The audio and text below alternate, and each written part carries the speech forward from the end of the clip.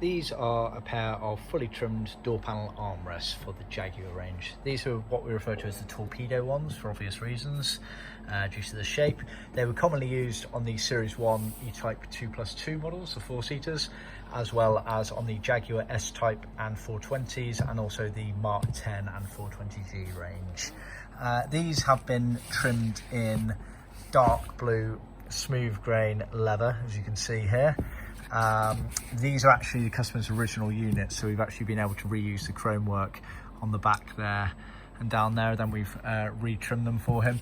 The aftermarket versions, which are molded units that we can then trim, do not have the chrome work on them, just FYI. So you can try and refit your original chromes if needed, or if you don't have any, then unfortunately you just have to do without. As you can see, very nice finish there. They're not easy things to trim.